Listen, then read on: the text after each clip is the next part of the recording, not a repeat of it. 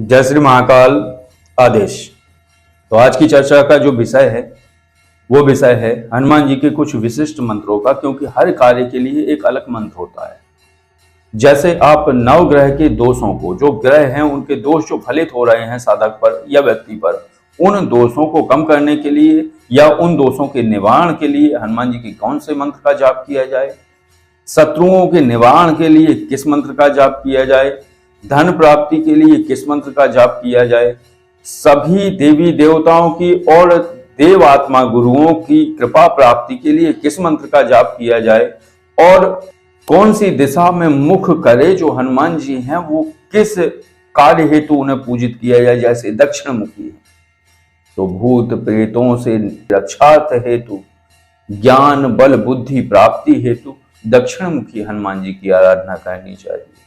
ऐसे ही पश्चिम मुखी से क्या लाभ है, उत्तर मुखी जो हनुमान जी हैं उनसे धन प्राप्ति होती है और उनकी विशेष कृपा से व्यक्ति समाज में अपना एक अलग स्तर बना लेता है और धन धान से परिपूर्ण होकर भगवत कृपा का पात्र होता है, प्रभु की कृपा का पात्र बन जाता है और हनुमान जी उसके ऊपर विशेष कृपा करते हैं।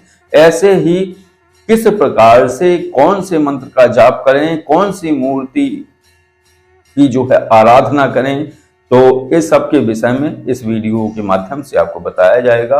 तो एक जो मंत्र है हनुमान जी का, तो सबसे पहले आपको करना क्या है कि हनुमान जी के मंदिर में जाइए, वहां जाने के बाद उनको फल मिठाई आदि जो प्रसाद है वो लेकर जाइए, उनको प्रसाद चढ़ाइए, उनसे प्रार्थना करिए, उनसे अनुमति लीजिए कि मैं प्रभु आपके इस मंत्र का अनुष्ठान करना चाहता हूं और आप हमें अनुमति दीजिए, हमारी साधना असफल ना हो, कोई विघ्न ना आए।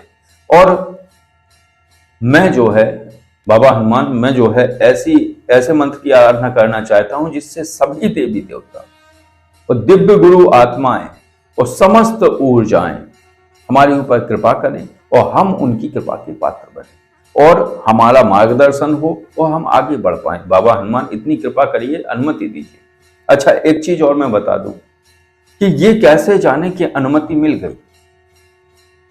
तो ये जानने का सबसे सुलभ और सही तरीका है कि जब आप बैठ जाते हो किसी मंदिर में हाथ जोड़कर और पूरे ध्यान में होते हो, प्रतिमा की तरफ आप देखते हो और मन ही मन उनसे प्रार्थना करते हो, तो क्या होता है कि प्रतिमा के ऊपर जो माला पहने होती है, जो माला होती है प्रतिमा के ऊपर, या जो फूल चढ़े होते हैं, तो अगर आपको अनुमति मिलनी होगी तो एक फूल या एक माला खिसक जाएगी। इसका प्रमाण है रामचरितमानस में तुलसीदास जी बाबा ने लिखा हुआ है कि जब आप अनुमति लेते हो, अनुमति किस प्रकार मिलती है इष्ट शक्तियों की तरफ से। तो आगे लिखा है उन्होंने, बिना प्रेम बस भई भवानी। कौन? माता पार्वती प्रेम बस हो गई माता सीता की। बिना प्रेम बस भई भवानी, खसी माल मूरत मुस्कानी। अर्थात माला खिसक गई।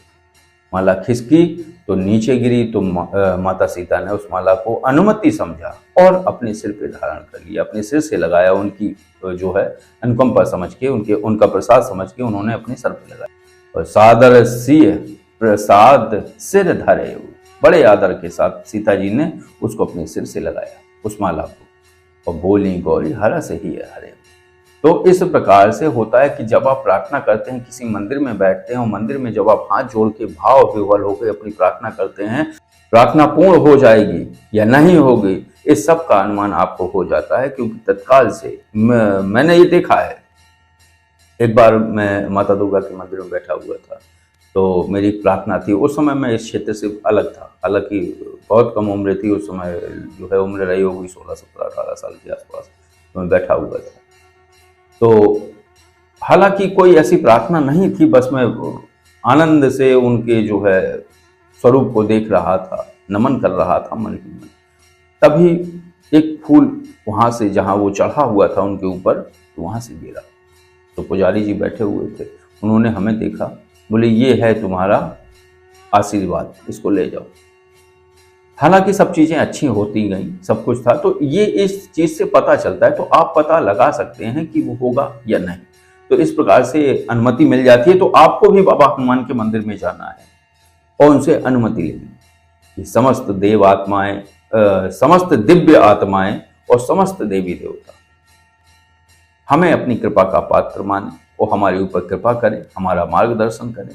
तो बाबा हनुमान का ये मंत्र आप जो अनुमति लेके आप घर आइए, और अनुमति लेने के बाद जब आप घर आएंगे तो पहले गुरु गणपति भैरव और इसके बाद इस मंत्र का आप जाप करेंगे। लेकिन उसके पहले आप 11 उत्तरकांड के पाठ कर लीजिए। जो उत्तरकांड है रामचरितमानस में, उसकी 11 पाठ कर लीजिए तो आप पात्र बन जाएंगे और कोई भी दुष्प्रभाव नहीं आएगा। क्योंकि आपको पता है कि बाबा हनुमान बड़े तीक्ष्ण हैं। जिनको लगता है कि बड़ा सहज है, नहीं, इतना सहज नहीं है इनका सेवा करना। और इनको अगर क्रोध आ जाए आपकी गलती पर तो बहुत दिक्कत खड़ी हो सकती है। तो इससे बचने के लिए आप पहले उत्तरकांड का पाठ कर लीजिए, कम से कम 11, और 11 करने के बाद ये साधना शुरू करिए तो आपके ऊपर विशेष कृपा होगी। क्योंकि उत्तरकांड संपूर्ण रामचरितमानस का सार है। अगर आप पूरी रामचरितमानस नहीं पढ़ सकते हैं तो आप उत्तरकांड पढ़ लीजिए, उसमें बहुत गहरे सूत्र हैं, पूरे सूत्र उसी में है, उत्तरकांड में संपूर्ण रामचरितमानस का सार है। तो आप 11 पाठ उत्तरकांड के करने के बाद फिर ये साधना आरंभ करिए। मैं मंत्र आपको यहाँ लिख के बता देता हूँ और बोल के उच्चारण भी बता देता हूँ। तो इस मंत्र का आपको पाठ जाप करना है हनुमान जी के। तो सुन लीजिए, मंत्र है ओम नमो भगवते रुद्रावताराय देवदानवर्षि मुनि वरदाय रामदूताय स्वाहा। ओम नमो हनुमते रुद्रावताराय देवदानवर्षि मुनि वरदाय रामदूताय स्वाहा। इस मंत्र का अगर आप जाप करेंगे तो निश्चित रूप से आपके जो फ्रीक्वेंसी लेना या शक्तियों की कृपा का पात्र बनना, ये सब कुछ चीजें सुलभ हो जाती हैं। तो इस मंत्र का आप अनुष्ठान करेंगे। इस मंत्र का जो है पुरस्कार 1.25 लाख का है। अगर आप 1.25 लाख जाप कर लेते हैं, और कलयुग में ही, ऐसा नहीं है कि 4 गुना 5 लाख करना पड़ेगा, नहीं, 1.25 लाख में ये मंत्र सिद्ध हो जाता है। फिर आप इसका 11 माला प्रतिदिन जाप करिए और समस्त देवी देवताओं से प्रार्थना करिए, हाथ जोड़कर, स्वतः ही आपका मार्गदर्शन शुरू हो जाएगा। तो इससे बहुत लाभ होगा इस मंत्र से। तो आप इसका अनुष्ठान कर सकते हैं। और भी कई मंत्र हैं हर कार्य के लिए। तो आगे वाले भाग में एक और मंत्र, एक और प्रक्रिया के साथ, जैसे नवग्रह दोष शांति के लिए, पितृ दोष के लिए, काल सर्प दोष के लिए कौन कौन से कैसे मंत्र हैं, शत्रुओं से बचाव के लिए, तो ये एक एक भाग में आपको बताया जाएगा। तो आप उनके अनुसार आप अपना जो है साधना करिए और लाभ लीजिए। तो बस आज की चर्चा को यहीं विराम देते हैं। और अगर आप किसी पारलौकिक विषय पर कोई जानकारी चाहते हैं तो आप कॉल ऐप के माध्यम से जय योगेश्वर महादेव ID सर्च करके उस पर कॉल लगाएंगे, और कॉल लगाने के बाद अपनी पारलौकिक समस्याओं के बारे में आप जानकारी ले सकते हैं, उनका निवारण पूछ सकते हैं। और अगर किसी साधारण विषय पर अगर आप कोई जानकारी चाहते हैं तो ये जो नंबर स्क्रीन पर है, इस पर आप कॉल और व्हाट्सएप द्वारा जानकारी ले सकते हैं। आदेश। जय श्री महाकाल।